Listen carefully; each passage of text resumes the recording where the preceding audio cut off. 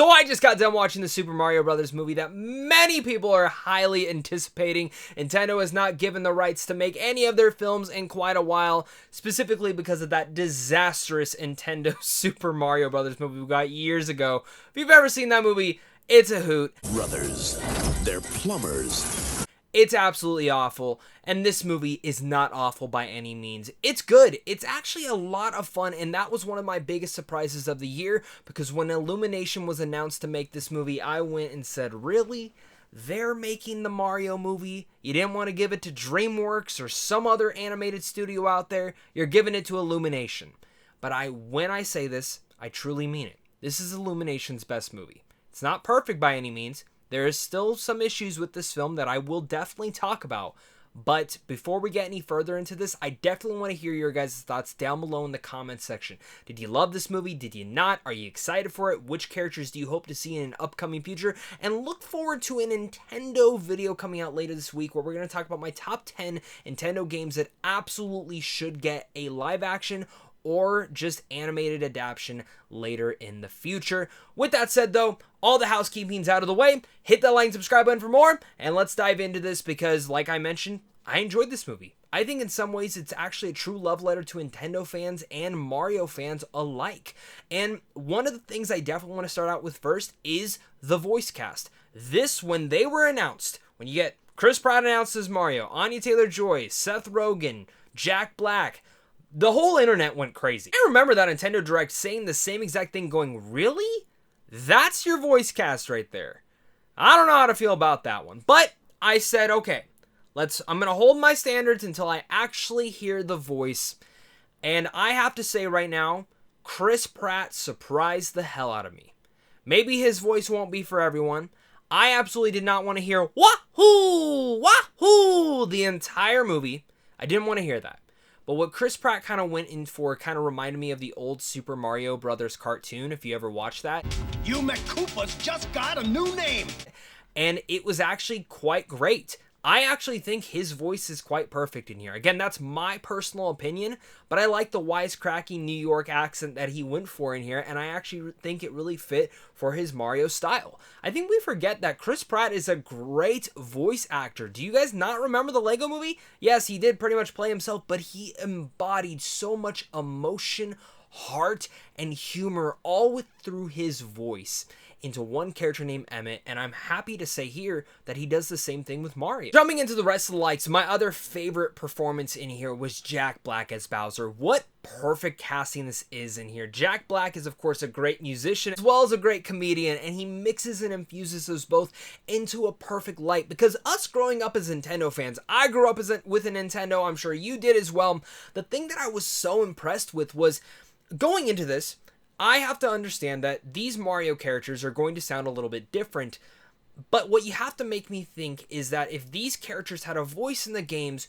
what would that voice sound like? Like I mentioned, I think Chris Pratt nailed that for me. Jack Black also nails that and absolutely might have even stolen the entire show. We're talking about other people that also might have stolen the show. Every single time that Charlie Day was on screen as Luigi, he just, again, does the exact same thing. Doesn't do anything special with his voice. He sounds exactly like Charlie Day, and that fit for Luigi's voice. Honestly, I wish Keegan-Michael Key had a little bit more to do in here as Toad.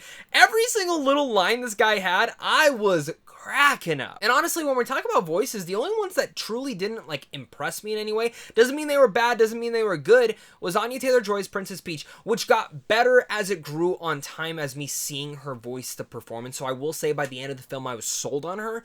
But it's Seth Rogen as Donkey Kong. He sounds exactly like Seth Rogen.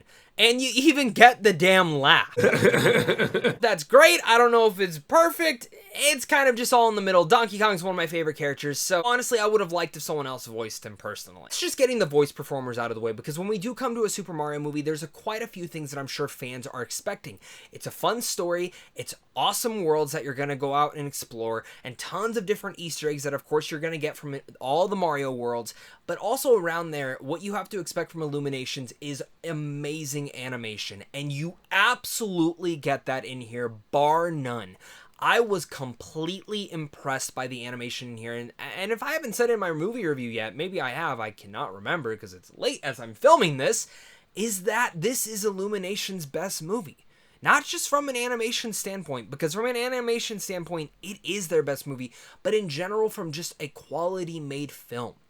And when I see this film and I look at the animation, every single scene is like jaw-dropping. No matter what world or area they are in within the Mario world, I was completely starstruck by all of that. And just the attention to detail, whether you're looking out in the plain vistas of the Mushroom Kingdom, just going around Bowser's castle and all the lava pouring out everywhere. It's not even just those worlds. Obviously, you go to Donkey Kong's country, which is fantastic and vitalized in a great way. And if you've seen the trailer, we get a Mario Kart Rainbow Road segment, which is just brilliant. The animation in every single sequence isn't just vibrant, it's colorful, it's beautiful, and downright some of my favorite aspects of the entire film. You could take a screenshot of almost any single segment in here, and I could plant it up on a poster and love it. Staying in the technical aspects of this film, one of the other aspects that was phenomenal in here was Brian Tyler's score. Now, of course, going to a Mario movie, you're gonna have to get some of those musical cues from whether Luigi's Mansion, some of the older Super Mario stuff, whether you're entering Bowser's Castle for the very first time. There's all those elements all alongside there, and what I, again, was most impressed with was how Brian Tyler's score actually mixed and infused all of those brilliant elements inside of it. Makes his own, while at the same time honing in and bringing in those little cues to make you enjoy it all the way. And I think when you go into this movie, what you have to understand is that every single one of the actors and really much the storytellers here have to infuse and make their own story here. When you do look at the Mario games in general, they're not the deepest stories. They are very light on stories. It's you going to each world, grabbing stars, saving princesses, and sometimes even saving Luigi. Just pretty much the entire plot of this story is them trying to stop Bowser and save Luigi. It's fun for that most part. It's simple. I definitely think there will be people that complain about that aspect, but I gotta say the story didn't completely bother me in that department. Before I do start segueing over to my cons, my mixed aspects, the last thing I do want to say is that I mentioned that this is a love letter to Mario and Nintendo fans, and the reason for that isn't just because of everything I mentioned, it's purely downright because of the Easter eggs. This is one of those films that no matter what generation of Nintendo fan you are going to pick out something here and there. You're going to look in the vistas and see something cool. You're going to be like, I know what that is. Or you're going to look over there and be like, I know what that is. Those are some of the coolest parts of this film, was just seeing how they brought this world to life and really much brought the Nintendo brand to life into an animated situation. And I could not get enough with all the Easter eggs. They never are really plain out right in front of your face. If you know it, you know it. That's the type they are. And if you see it and you love it, then you know, and you can ooze with that excitement right then and there. When I take my fiance to see this movie, she's going to hate me because I'm going to be nudging her being like, do you remember that? Do you remember that? Now, with those pros out of the way, let's dive into my nitpicks and my issues with the film. So flat out, first off, I mentioned it in my tweets, this film is damn too short. And I honestly think that is the biggest detriment to this movie. This movie probably runs at about an hour, 19 hour and 20 minute run mark before the credits start. Then the credits start, you get 2 post-credit scenes, one in the middle is a lot of fun. The last one is important for the future of the Mario world, so absolutely stay tuned for both of those. Not going to give spoilers on what those are, but I wanted a lot more from this movie when it comes down to just visiting each world, exploring the lore of Mario, and I felt like that was actually one of the biggest detriments to the film. Now, it does move at a very fast pace, so I can't go against the pacing, but I think the film's too short. I genuinely do, and maybe for kids, they won't complain about that. Maybe even families who are just wanting to take their kids, enjoy a film, and head home right afterwards, definitely not going to complain about that either. But as someone who does love this world and the amount of places that we do go to in here, I wanted more time in each and every one of those. And I understand they'll probably do sequels and spin-offs and whatever of that nature, but this is your first outing out of it. And if I did not know the Mario world, I would want to know more about it. And maybe it's supposed to be a giant advertising for Nintendo games, but I don't like that either. And those aren't even excuses. The film just in general needed more depth to it all. And again, I think people are going to get that mixed up when it comes down to the story being so simple. No, I don't care how simple the story is. I just want you to actually develop these worlds that you're going to. It feels very montagey, and while this is technically an adventure movie, it just feels like they end up in certain places and you don't really get to see that journey going along the way and seeing the characters truly interact with one another. And that's actually one of the other elements I wish we got in here. When the characters are really bantering and butting off one another, their chemistry is infused to such a high degree. Specifically between Mario and Luigi, I wanted more of them together. We don't get a lot of them. They get split pretty early on, and while it's great to see Mario, Peach, and Toad all interacting with one another, again, you don't get a lot of that dialogue between them. It's a lot of just action, move to the next segment, give us the next story beat, and get us to the next nostalgic bit that we need. I really just, again, wish they would have taken their time with each and every one of those elements. Two more things to talk about within this movie. First off, I was not mixed on the voice acting, but I definitely can see how some people could be, because it all comes down to what you think these characters should sound like. And when you read like the voice blurbs from inside, say, Paper Mario or the RPG Mario games where there is a lot more dialogue, that's something to keep in mind.